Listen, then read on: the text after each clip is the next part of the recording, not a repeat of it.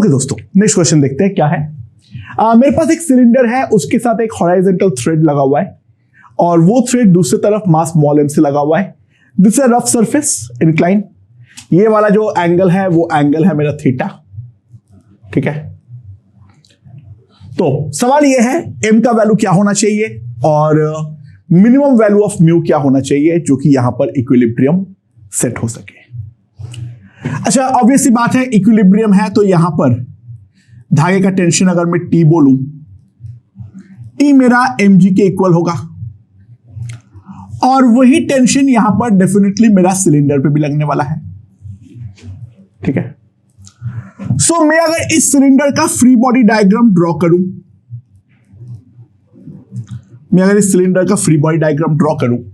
तो मेरे पास फोर्सेस क्या क्या होगा। यहां पर इंक्लाइन ऐसा है, यहां पर टेंशन T है। अच्छा, फ्रिक्शन में कोई भी एक अप द इंक्लाइन या डाउन द इंक्लाइन मान सकता हूं। मान लो मैंने ऐसे मान लिया। ठीक है, ऐसे बाय द वे तुम लोग क्या डायरेक्टली यहां पे देख सकते हैं क्या अप द इंक्लाइन होगा या डाउन द इंक्लाइन होगा? क्या हम लॉजिकली प्रेडिक्ट कर सकते हैं? ऐसे फर्क नहीं पड़ता है, तुम कुछ भी मान लो। देखो, इसके सेंटर के अबाउट टॉर्क बैलेंस डेफिनेटली होना चाहिए। तो ये वाला जो टेंशन है वो मेरा कैसा टॉर्क पैदा करता है? ये मेरा पैदा करता है एंटी क्लॉकवाइज टॉर्क। तो उसको काउंटर करने के लिए फ्रिक्शन को क्लॉकवाइज टॉर्क पैदा करना ही पड़ेगा। तो ऑब्वियसली बात है, फ्रिक्शन जो होगा मेरा वो डेफिनेटली मेरा इसी डायरेक्शन पे होना पड़ेगा। ऐसे तुम अगर उल्टा मान लोगे कोई फर्क नहीं पड़ता है, अपने आप नेगेटिव आ जाएगा, बट लॉजिकली हम लोग फ्रिक्शन का डायरेक्शन जो है वो हम डिसाइड कर सकते हैं। ठीक है, बाकी यहां से लग रहा है नॉर्मल, यहां से जो लग रहा है दैट इज mg।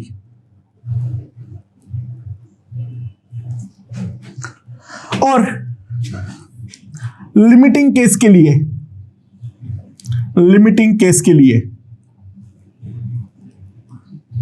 हमारा जो फ्रिक्शन का वैल्यू होना चाहिए F, वो हमारा μn होना चाहिए। अच्छा, ये वाला एंगल जो है वो एंगल हमारा दे रखा है थीटा। ठीक है, तो सारे फोर्सेस को मैं हॉराइजॉन्टली और वर्टिकली एक बार तोड़ लूंगा एंड टॉर्क बैलेंस से मैं एक चीज तो पहले लिख देता हूं, T into R that must be equals to F into R. Torque is taken about the center of the sphere. तो T और F इन दोनों का मैग्नीट्यूड जो है वो तो हमारा डेफिनेटली सेम होगा। एंड दूसरा, अब मैं इसको कंपोनेंट पे तोड़ लेता हूं एक बार। नॉर्मल का दो कंपोनेंट है, एक ऐसा और एक ऐसा। ठीक है, समझ में आया? ये एंगल थीटा है तो ये एंगल थीटा है, और ये एंगल थीटा है तो ये एंगल थीटा है। और सिमिलरली फ्रिक्शन का भी दो कंपोनेंट है,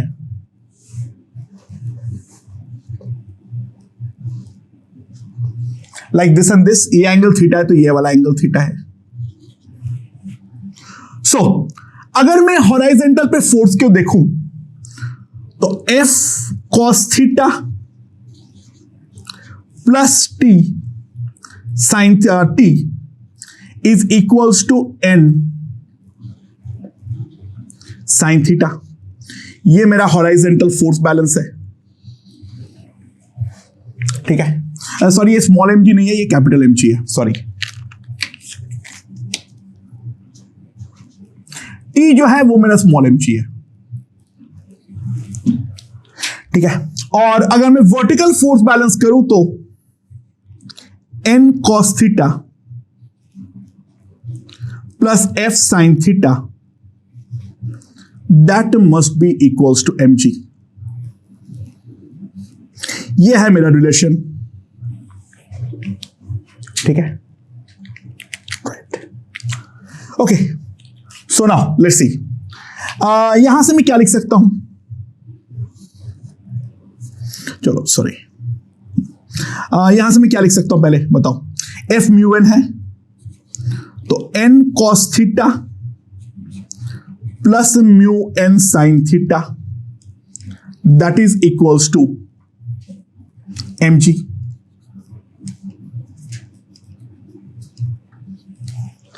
ठीक है, और यहां पर t इक्वल्स टू f है मेरे पास। सो यहां से मैं और एक चीज लिख सकता हूं, f into cos theta plus 1 that is n sine theta. But f जो है वो मेरे पास है mu n is equals to n sine theta. तो म्यू का जो वैल्यू आएगा that is sine theta by 1 plus cos theta, and that can be also written as sine theta का वैल्यू लिख सकता हूं 2 sine theta by 2 into cos theta by 2, और नीचे को लिख दो 2 कॉस स्क्वायर थीटा बाई 2। तो म्यू का जो वैल्यू आएगा that will be equals to tan theta by 2। This is the limiting value of mu जो हमारा होना चाहिए। ठीक है, एंड यहां से मैं पहले n का वैल्यू निकाल सकता हूं। ठीक है, तो n का वैल्यू क्या लिख सकता हूं,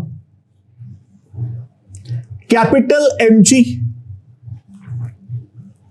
by capital mg divided by 1 plus mu into sine theta. ठीक है, सो दैट इज कैपिटल mg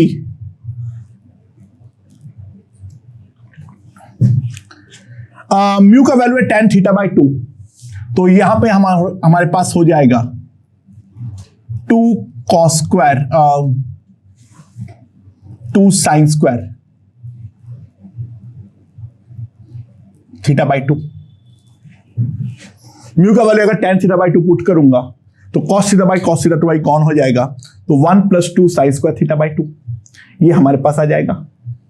ठीक है, सो ये हमारे पास n का वैल्यू है, एंड n अगर मेरे पास ये आ गया है तो फ्रिक्शन f जो है that is equals to n by mu, और इसी का वैल्यू है स्मॉल mg। तो small mg equals to capital mg by mu into 1 plus 2 sine square theta by 2। तो ये this is gone, tan theta by 2 into 1 plus 2 sine square theta by 2। So that is the required condition for the equilibrium. Okay okay, तो next question क्या बढ़ते हैं, let's see क्या बोला हुआ है। मेरे पास एक इंक्लाइंड प्लेन है,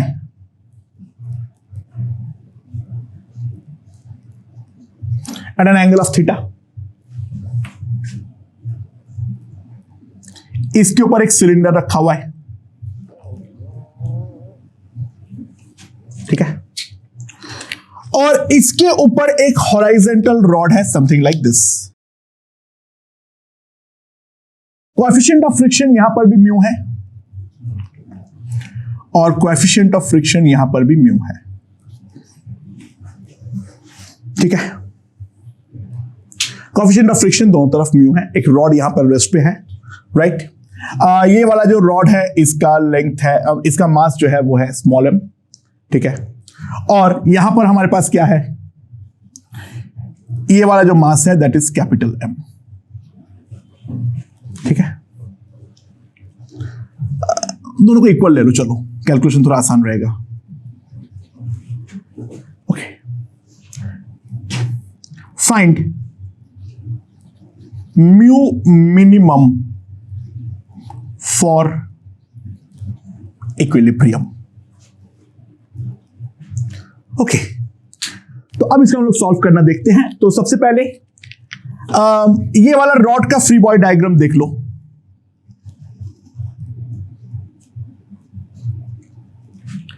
रॉड पे एक तो इस तरफ mg लगेगा, और इसके ऊपर की तरफ लगेगा N1। ये L/2 है, ये L है, तो टॉर्क बैलेंस करते हुए हिंज के अबाउट ही टॉर्क बैलेंस करना है, क्योंकि हिंज में कोई भी अननोन अमाउंट का फोर्स लग सकता है। तो N1 mg, तो N1 का जो वैल्यू आएगी that is equals to mg/2। Okay, N1 का जो वैल्यू आएगी दैट विल बी mg/2। अब ये वाला सिलेंडर का फ्री बॉडी डायग्राम ड्रॉ करना चालू करते हैं। This is the incline like this. ये एंगल जो है हॉराइजेंटल के साथ जो एंगल बन रहा है वो है थीटा। तो यहां पर फोर्सेस क्या क्या लग रहा है? एक तो यहां पर हमारा N2 लग रहा है, ठीक है, और यहां पर मान लो फ्रिक्शन लग रहा है F1 F2। यहां पर लग रहा है स्मॉल mg, यहां पर लग रहा है N1, और इसके ऊपर बैकवर्ड डायरेक्शन पे मान लो लग रहा है F1। So these are the forces that we are going to analyse. ठीक है, अच्छा, सबसे पहले इस सिलेंडर का सेंटर ऑफ मास के अबाउट टॉक ले लो। ध्यान देना, N2 mg N1 ये तीनों हमारा इसके सेंटर के थ्रू पास करता है, तो इन तीनों का जो टॉर्क होगा वो हमारा 0 होगा। तो टॉर्क जो प्रोड्यूस करेगा वो केवल और केवल F1 और F2 ही करने वाला है, और F1 जो है वो हमारा एंटी क्लॉकवाइज टॉर्क जनरेट करेगा और F2 क्लॉकवाइज। तो सिंपल टॉर्क एनालिसिस से मैं लिख सकता हूं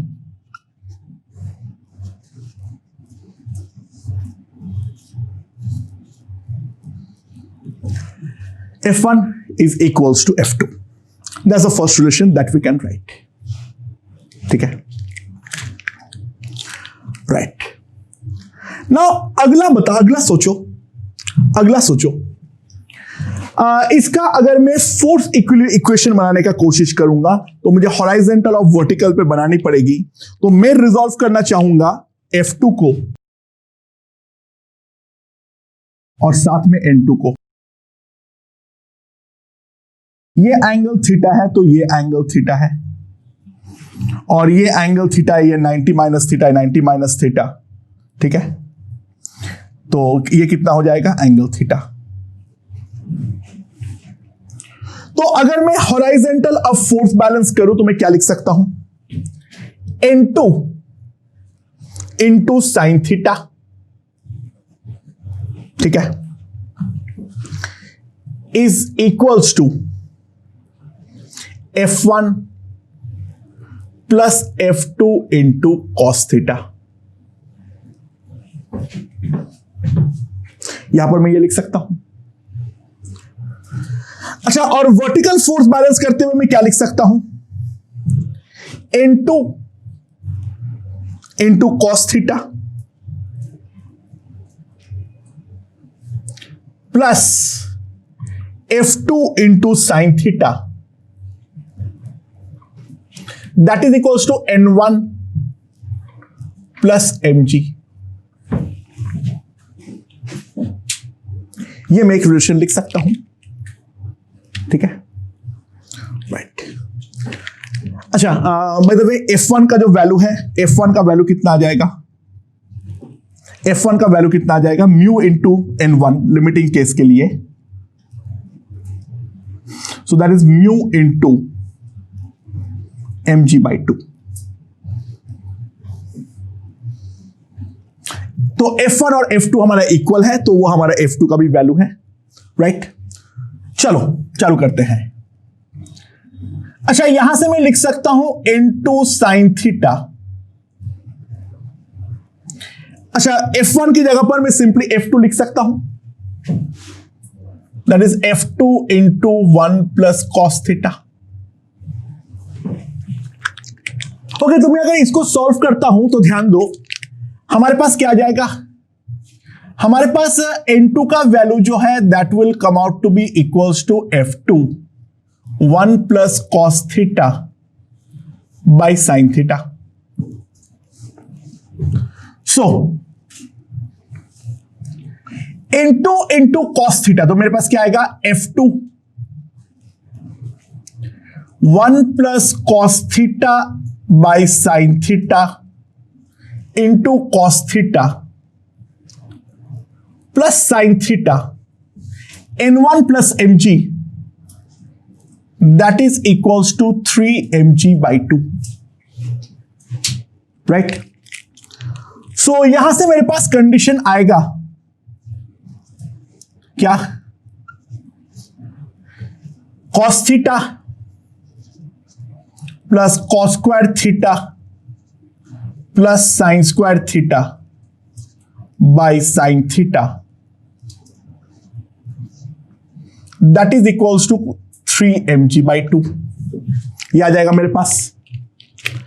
एंड F2 और F1 हमारा इक्वल है, तो हम लिख सकते हैं mu into mg by 2, this is 1 plus cos theta upon sine theta equals to 3mg by 2, right. तो mu equals to 3 sine theta by 1 plus cos theta, this is the value of mu जो हम लोगों का आने वाला है।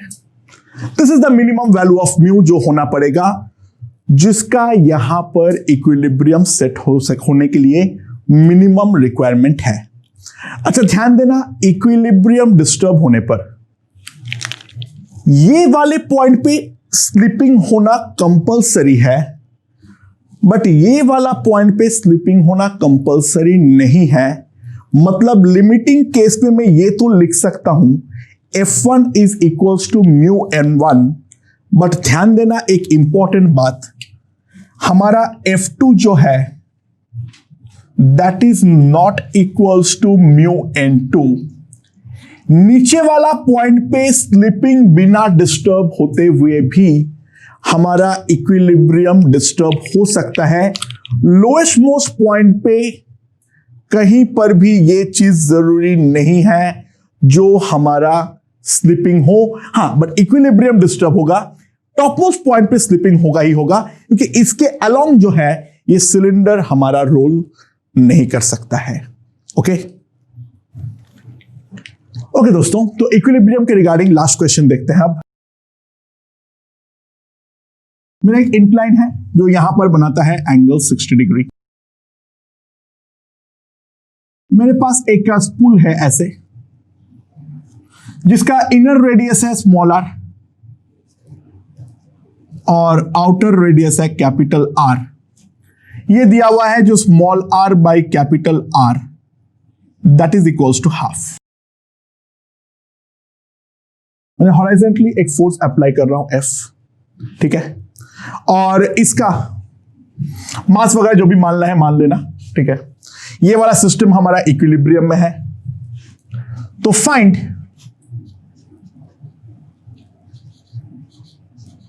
The force, find the angle that the force applied by the incline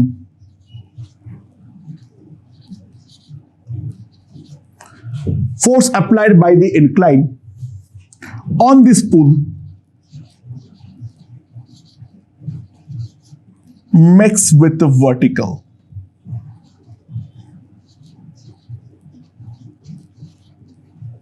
okay अच्छा, tan inverse ले लेना, tan inverse √3/5 is equals to 19 degree.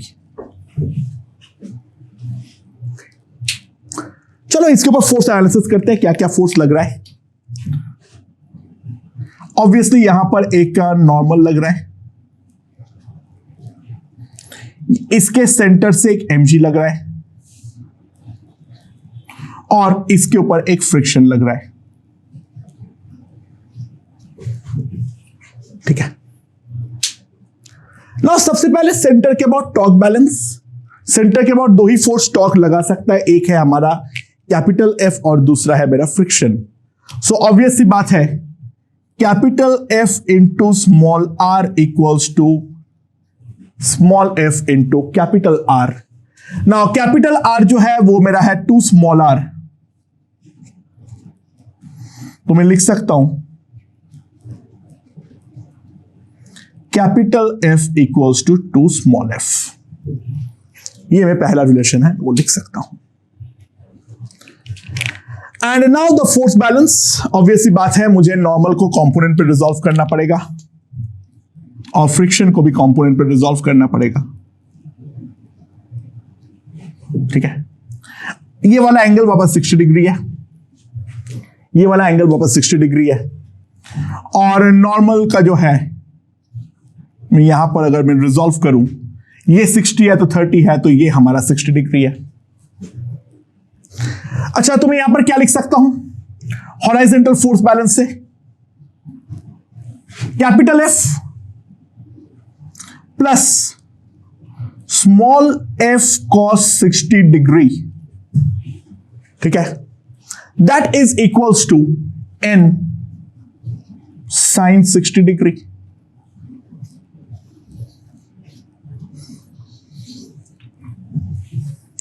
और वर्टिकल फोर्स बैलेंस में क्या लिख सकता हूं? N cos 60 plus F sine 60, F cos 60 plus small f sine 60, that is equals to small m जी।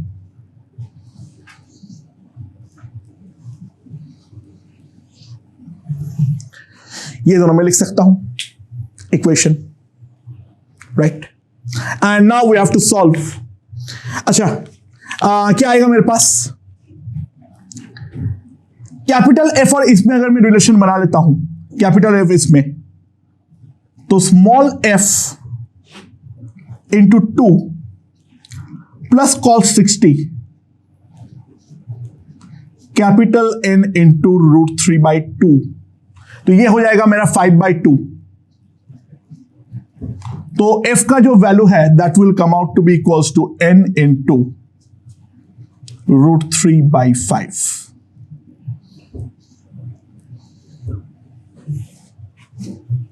ठीक है, ये हमारे पास आ जाएगा f equals to n into √3/5। और मेरे ख्याल से अब मुझे इस इक्वेशन की कोई जरूरत नहीं है, क्योंकि मुझे तो एंगल से मतलब है।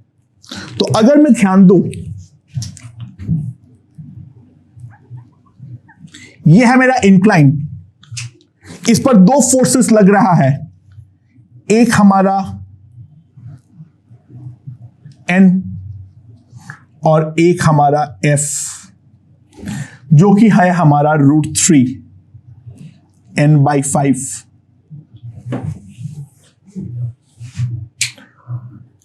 ठीक है, और अब मुझे निकालना है इसका जो रिजल्टेंट फोर्स है वो मेरा वर्टिकल के साथ कितना एंगल बनाएगा। तो रेदर देन दैट मैं एक काम कर सकता हूं, मैं दोनों का कंपोनेंट्स ले लूं तो मेरे लिए ज्यादा आसान रहेगा, क्योंकि मुझे वर्टिकल के साथ एंगल बनाना है। अगर इंक्लाइन के साथ एंगल पूछता तो आसानी से मेरे पास आ जाता, वो रेशियो दिया हुआ ही है मेरे पास। मेरे ख्याल से ये काफी यूजलेस सा डेटा है, फिर भी देखते हैं। इस डायरेक्शन में हमारे पास आएगा f cos 60, यानी क्या होगा √3n/10, और इस डायरेक्शन में आ जाएगा मेरे पास कितना n sin 60, यानी इस तरफ आएगा √3n/2। अच्छा, यहां पर है n cos 60 यानी n/2। इस डायरेक्शन में क्या है, हमारे पास है f sin 60, तो f sin 60 अगर मैं करने जाऊंगा तो 3n/10। सो नेट पे अगर मैं ध्यान दूं तो नेट पे अगर मैं ध्यान दूं, ये इस तरफ कितना होगा, n/2 प्लस 3n/10। तो अगर मैं दोनों को ऐड कर दूं तो यहां पर 5 आएगा, यहां पर 3, 8n/10, यानी यहां पर होगा 4n/5, एंड यहां पर होगा root this minus this, so this will be 5√3/10 minus √3, तो 4√3/10, तो 2√3n/5। और नेट जो वर्टिकल रिजल्टेंट जो होगा वो हमारा वर्टिकल के साथ मान लो एंगल बनाता है थीटा, तो tan थीटा का जो वैल्यू आएगा that will B this by this,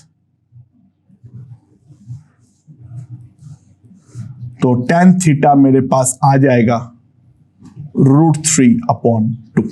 theta मतलब इसको थीटा डैश मान लो, tan theta equals to √3/2। Okay.